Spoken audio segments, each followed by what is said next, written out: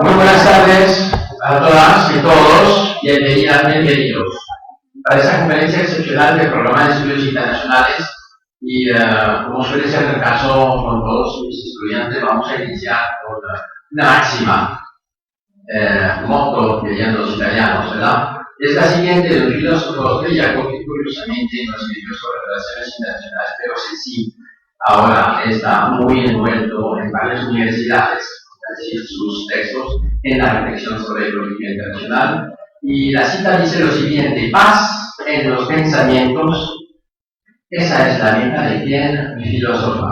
Es una cita de 1944.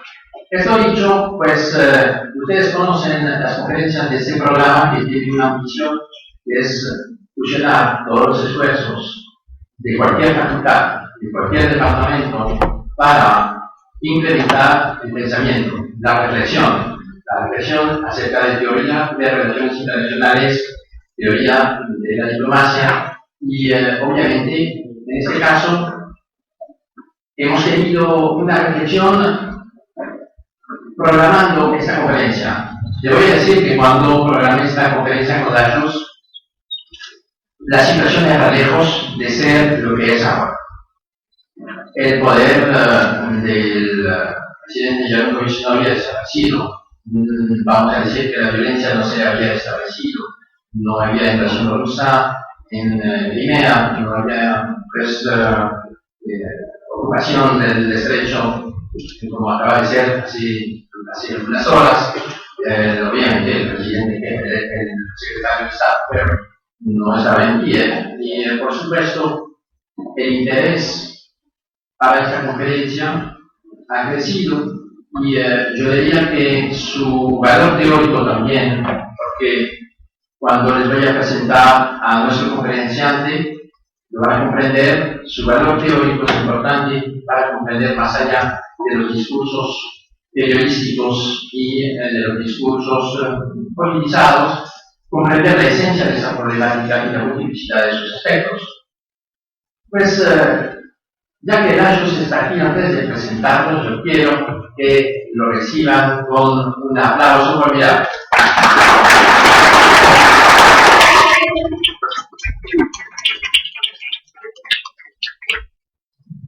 Lajos Sazdi León Borja es acostumbrado de las conferencias de este programa y otros programas en el recinto de Río Piedras y en Puerto Rico. Acaba de llegar su padre y quiero señalarlo porque es también un docente conocido de esta Universidad de Puerto Rico y es muy grato que tengamos el honor de su presencia. Pues el doctor Lajos Sazdi León Borja pues llevó inicialmente sus estudios en la Universidad de Navarra, en España, y continuó en la Yale School of International Affairs, George Washington University, donde obtuvo su bachiller en artes en relaciones internacionales, maestría en estudios de política de seguridad, y prosiguió en la Universidad Católica de América en Washington, D.C., donde obtuvo su maestría en política internacional, se doctoró en política con concentración en política internacional en el 2005. Es especialista en Rusia, lo han competido, y no solamente de Rusia, no voy a listar todas las especialidades de Lajos, porque es como las décimas de pi, ¿verdad? Tiene muchas especialidades, en particular en la geopolítica, geoestrategia, y en particular en la región y en la problemática de Eurasia. Esto dicho, el doctor Sazdi León Borja está especialista ahora en defensa, tecnología militar de Occidente, asuntos de seguridad energética internacional y es consultor de varias instituciones cuya lista es también bastante extensa y está dando periódicamente cursos en distintas universidades, en particular George Washington University, y en particular está brindando contribuciones como visitante en temas de tecnología militar de la Fundación Heritage Washington, D.C.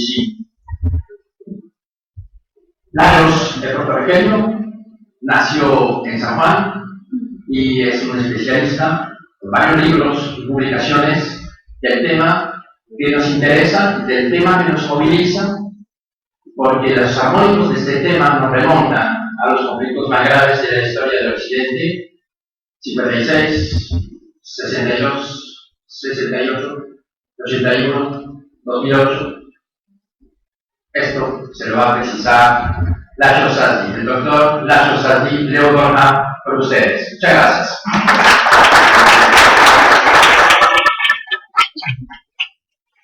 Bueno, para mí es un placer y un honor estar aquí con ustedes y poder tocar este tema de tanta relevancia e importancia y complicado a la vez de Ucrania, el conflicto actual político y pues sus dimensiones internacionales.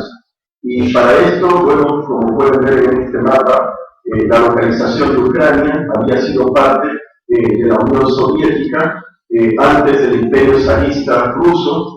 Y pues con la caída de la Unión Soviética en 1991 logró su independencia las 15 repúblicas que la constituían la Unión Soviética, entre ellos la Federación Rusa actual, Bielorrusia, los 3 países bálticos de Lituania, Letonia, Estonia, Ucrania, Moldavia, la antigua Besarabia, y Georgia, Azerbaiyán y los países de Asia Central también. Entonces es un país que su historia, su evolución histórica ha estado, pues sí, en el este de Europa y ha estado orbitando entre Occidente, Europa Central, Europa Occidental, Europa Central y Europa del Este, más al este, que sería Rusia. Y cuando digo Europa Occidental, no exagero, por la historia que les voy a decir en un breve instante, porque quiero tocar con ustedes, primero, indicarles un poco la trayectoria histórica de Ucrania, porque por lo general se dice que los lazos históricos, o se enfatizan los lazos históricos de Ucrania con Rusia, como parte del Imperio Ruso, zarista, pero no se suele hablar mucho de, o no se dice, que no toda Ucrania estuvo históricamente, o fue parte del Imperio zarista ruso, que hubo partes que estaban integradas por potencias de Europa Central, Europa del Este, en la Edad Media, en la época del Renacimiento, hasta el siglo XVIII, y que incluso la última parte anexada por la Unión Soviética, pues fue esto, vamos a decir, oficialmente en 1939 por el Pacto Molotov-Ribbentrop, pero realmente de facto fue en 1944 por la derrota de los alemanes en su retirada por Ucrania, y ahí les mencionaré el caso también. Entonces, aquí otro mapa de la localización de Ucrania. El río que cruza Ucrania es el Dnieper. Históricamente, pues Ucrania ha estado dividida entre la parte este del río, la parte occidental, como pueden ver, Bielorrusia al norte, los tres países bálticos, Lituania, Letonia, Estonia, y es importante que recuerden a Lituania, que se encuentra aquí en esta localización, está pues Polonia al lado, y Bielorrusia o Rusia Blanca al norte. Entonces prosigamos. Otro mapa de Ucrania con sus distritos, sus regiones, y pues volveremos a esto para ver las partes, ¿no? Cómo el país ha estado dividido a lo largo de la historia. Aquí les muestro lo que es la Rus de Kiev, pero Rus no es lo mismo que Rusia, a veces se confunde. Dicen Rusia, la Rusia de Kiev. No, la Rus de Kiev. La Rus de Kiev fue fundada, la leyenda dice, o la historia escrita por la misma Kiev, por el Principado de Kiev, fue fundada por vikingos. No se sabe de dónde vinieron. La teoría es que pudieron haber venido de Suecia, porque allí un vocablo Rus significa aquellos que están remando, de los barcos vikingos, ¿no? Iban al ataque. En la costa, la zona costera de Estocolmo, que es una hipótesis. Y fundaron el Principado de Kiev, por ejemplo, fundaron pues Novgorod, el Principado de Polotsk, como pueden ver en el mapa. Aquí está, como pueden ver, el Principado de Kiev, Chernigov, Smolensk es parte ahora de Rusia, pero históricamente había sido parte pues de esta confederación de Rus, y antes había sido la parte de Smolensk del Gran Ducado de Lituania, que ahora les voy a explicar. ¿Cuál es este periodo de historia? Aquí digamos que nace, digamos que la identidad cultural de tres países eslavos orientales.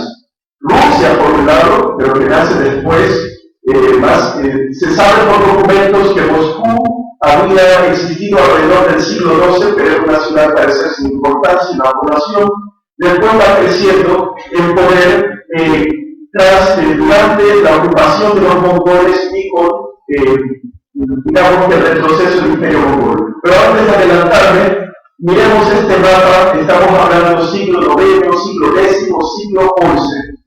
Y quienes son herederos de esta Rus de Kiev, que como pueden ver está fragmentada en varios principados, como pueden ver allí, son herederos pues Ucrania, Rusia y Bielorrusia, Rusia Blanca. No es como se suele decir que Ucrania le pertenece a Rusia, algunos dicen, porque bueno, pues Moscú, la Rusia actual nació de la Rus de Kiev. Bueno, sí, digamos que tienen culturalmente su ancestro, sus orígenes en la Rus de Kiev, pero quien podría también alegar que desciende de la Rus de Kiev es la Ucrania actual, aunque no sea descendiente directa, pero sí está pues geográficamente ahí localizada e históricamente hay una conexión también.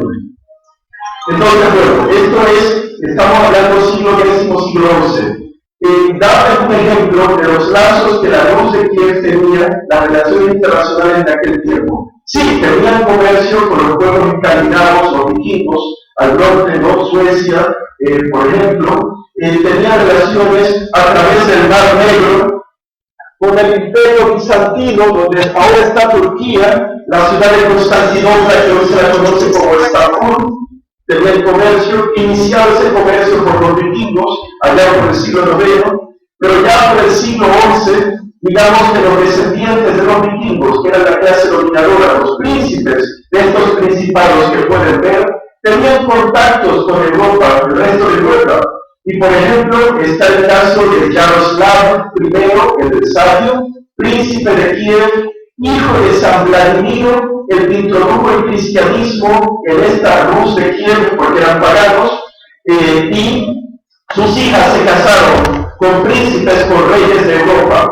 Por ejemplo, está la famosa Ana de Kiev, que fue reina de Francia, esposa de Felipe I de Francia, madre y después regente de Francia, pero madre de Felipe I de Francia. Estamos hablando nuevamente del siglo XI, mediados del siglo XI. Una de sus hermanas fue Anastasia, que fue reina de Hungría, casada con el rey Andrés I de Hungría. Otra de sus hermanas de Ana de Kiev, fue Isabel, casada con Adolfo III de Noruega.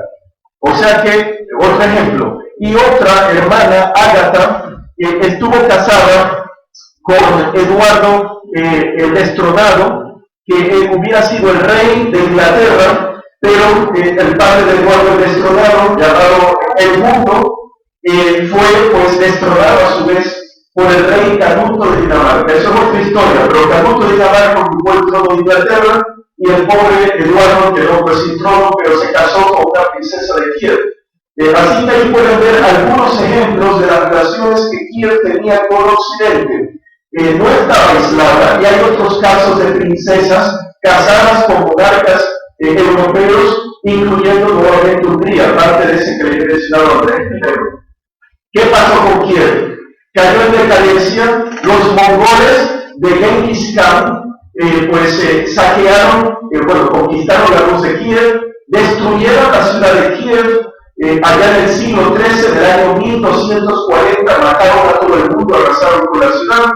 Después fue reconstruida por supervivientes, pero ya la Rus de Kiev desapareció de ese esplendor que llegó a tener en el siglo XI, ya no era lo mismo. Hubo, eso sí, estados sucesores que podríamos considerar antecesores de la actual Ucrania.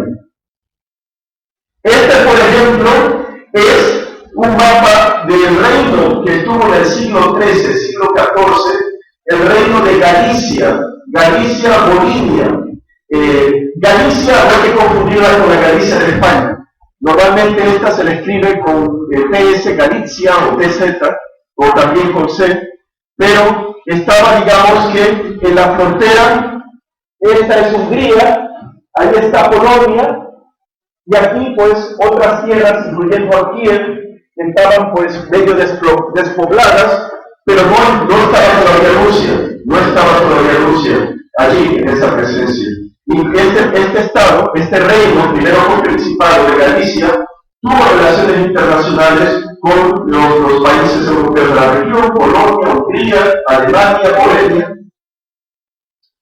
Aquí vemos el escudo de ese reino del siglo XIV, siglo XIII, de Galicia-Bolinia. Es el león dorado sobre fondo azul, que como pueden ver son los colores de la bandera de Ucrania, celeste, azul, sobre amarillo. De ahí vienen los colores de la bandera, o sea que pueden ver unos antecedentes históricos. No fue que algunos se lo inventaron, o como se ha dicho, que el azul es el cielo y el amarillo es el trigo de los campos de cultivo ucranianos. Si le quieren dar ese significado, se lo pueden dar simbólicamente, pero hay un origen a los colores. Es el escudo del Estado medieval, del reino medieval, sucesor de la Rus de Kiev. Ya había sido destruida y había caído en decadencia. Ahí vemos otro mapa de la localización de este reino, de Galicia-Bolinia. Y aquí en azul está Hungría, el reino de Polonia, el imperio alemán, por ejemplo, el imperio bizantino, Bulgaria, Francia. Vamos a ver, entonces, dando un salto de la historia, otro estado antecesor de la actual Ucrania, y estamos hablando ahora del siglo XIV, el estado del reino este de Galicia-Bolinia fue absorbido por en parte del reino de Polonia, que lo ven aquí más de color más oscuro, y esta ciudad que en ruso es Lvov y en alemán es Lemberg. Está aquí, había sido ciudad importante de ese reino de Galicia que acabo de mencionar. Realmente el principal sucesor de ese reino de Galicia, se podría decir, en cuanto a ocupación del territorio de Ucrania, es el Gran Ducado de Lituania. Lituania, en la época medieval, sobre todo el siglo XIV, no estaba limitado al pedazo, al trozo que hoy conocemos en la costa, claro, del mar Báltico. Era mucho más extenso, como pueden ver, en el color más claro, ocupando los territorios de la antigua Rus de Kiev, como Smolensk, que por cierto en Smolensk se habla al parecer un dialecto, una lengua derivada del bielorruso.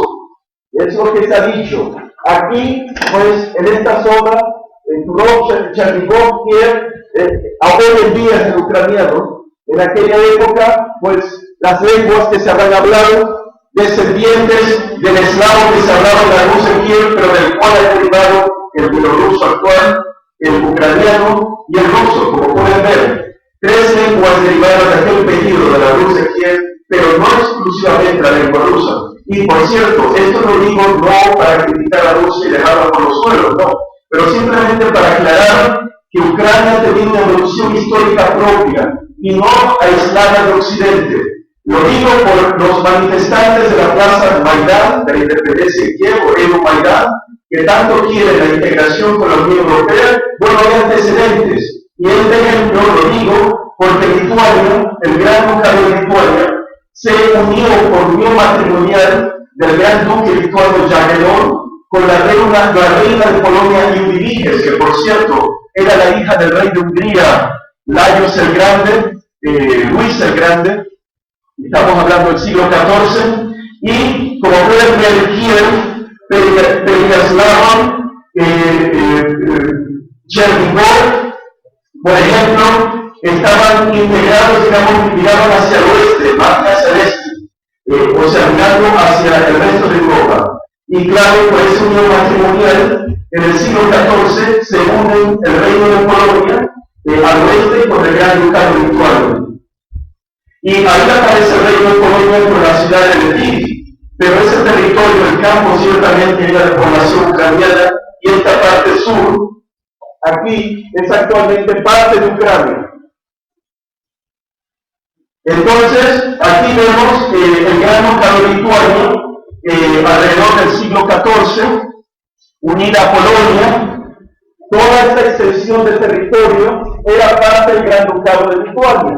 Actualmente es parte de Rusia. Bueno, actualmente es parte de Ucrania.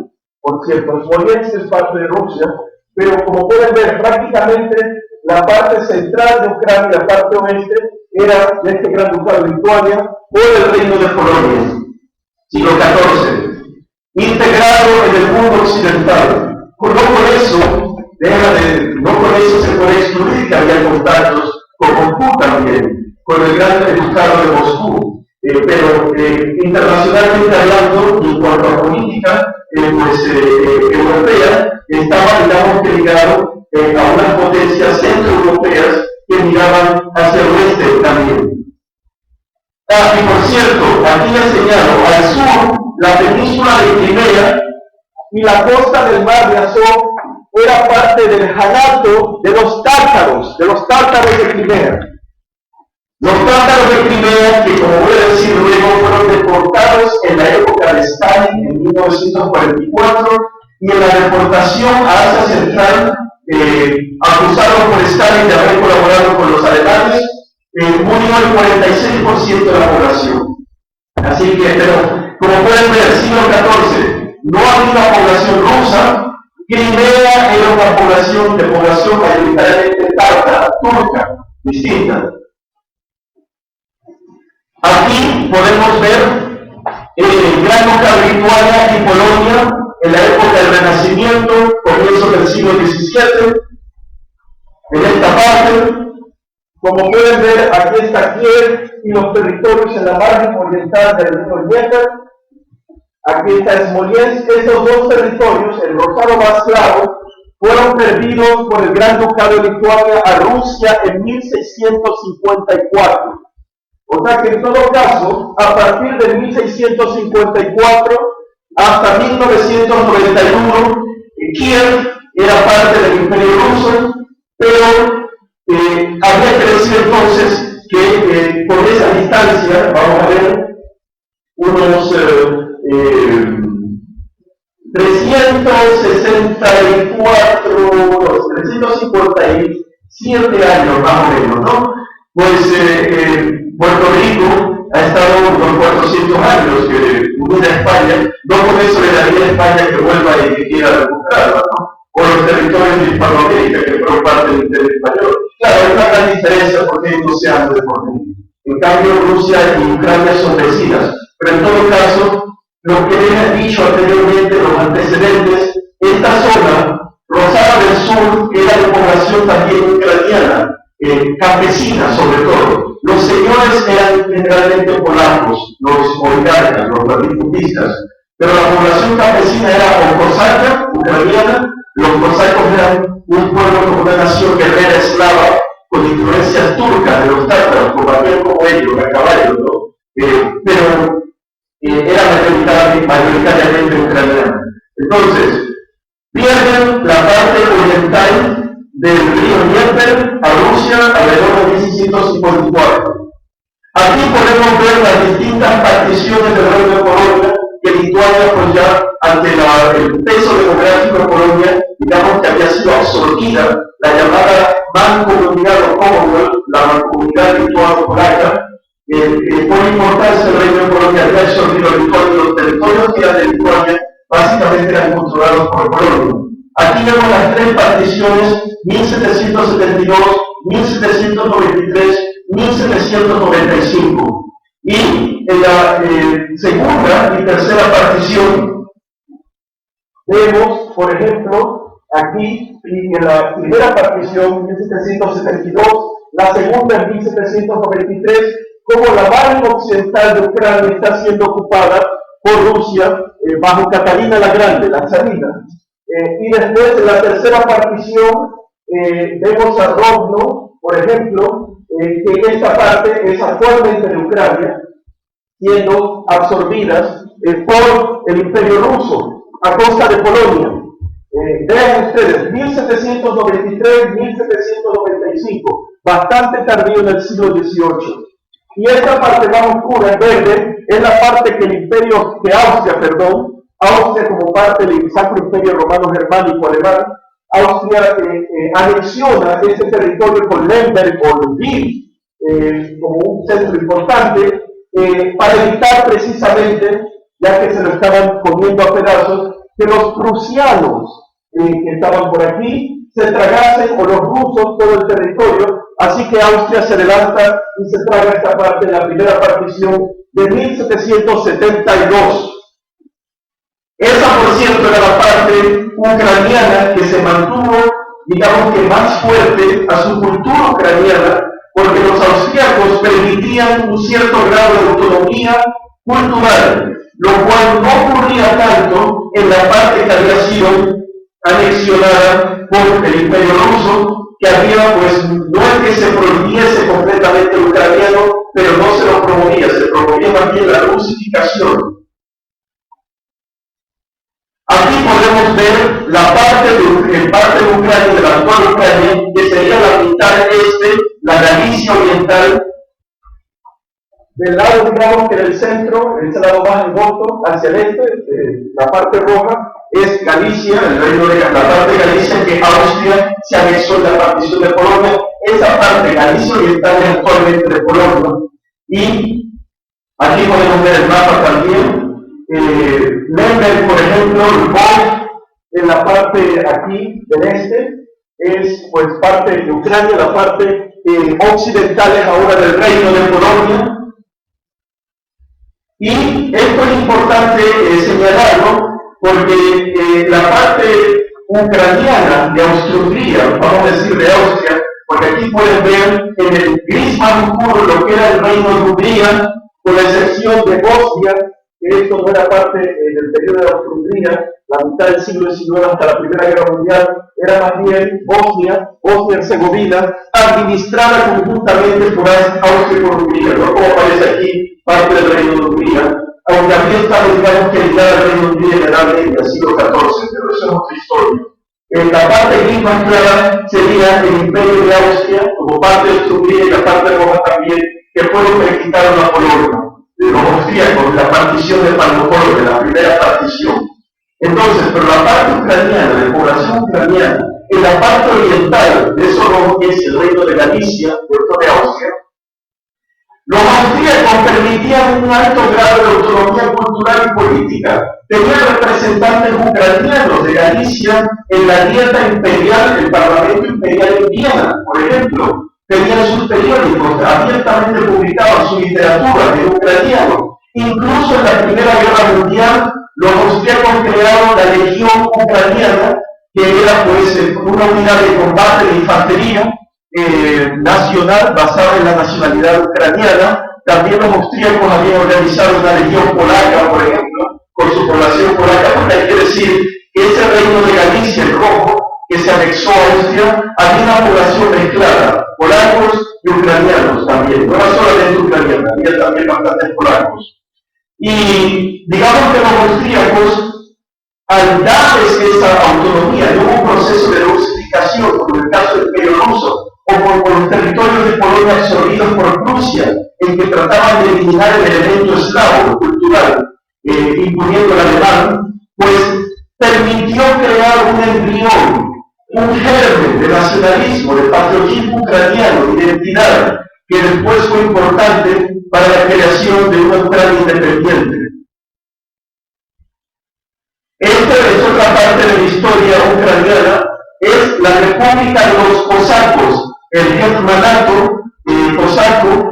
El territorio más claro sería alegadamente el territorio de estos cosacos, pero realmente coincidía con el territorio del Gran Ducado de Lituania. Estamos hablando de mediados del siglo XVII. Lo que pasa es que estos cosacos se rebelaron contra los polacos y pidieron la alianza del zar ruso Alexis, el segundo zar de la dinastía Romanov. Y a cambio de su protección contra los polacos, los cosacos pues reconocían la autoridad del zar, pero el zar se había obligado por el Tratado de Pereyaslav de reconocer un grado de autonomía a la República Cosaca que se establece en la margen oriental del río Dnieper, porque en la margen occidental seguía estando la unión de Polonia-Lituania. Aquí pueden ver en amarillo parte de esa República Cosaca que duró entre mediados del siglo XVII hasta, digamos que, mediados de la segunda mitad del siglo XVIII, cuando definitivamente, bajo Catalina la Grande de Rusia, anulan la autonomía de estos cosacos ucranianos en la margen occidental del río Dnieper. Y por cierto, ahí pueden ver la ciudad de Kharkov, donde han habido manifestaciones ahora. Había sido fundada en territorio ya ocupado por los rusos en la segunda mitad del siglo XVII por campesinos ucranianos que venían huyendo de los propietarios donde eran servidumbre en la gleba, en la parte polaca lituana de Ucrania. Venían huyendo de este lado, al oeste del Dnieper, aquí en busca de tierras y un poco de libertad. Así fundan Kharkov o Kharkiv, como aparece allí. O sea que incluso la ciudad de Kharkov o Kharkiv tiene orígenes ucranianos también. Ahí podemos ver en un verde más oscuro lo que era la república esta de los cosacos, que duró hasta la época de Catalina la Grande. Y esa influencia se expandió más al sur, como pueden ver, cercanos al Mar Negro, aquí está la península de la Crimea, y vuelvo y repito, la península de la Crimea y los territorios al norte del Mar de Azov eran territorios de los tártaros, de los turcos, ahí no había eslavos, habría que decir esclavos, pero eran el territorio del Hanato, del tártaro, que a su vez el soberano, o sea, le reconocía la soberanía al sultán otomano en Constantinopla.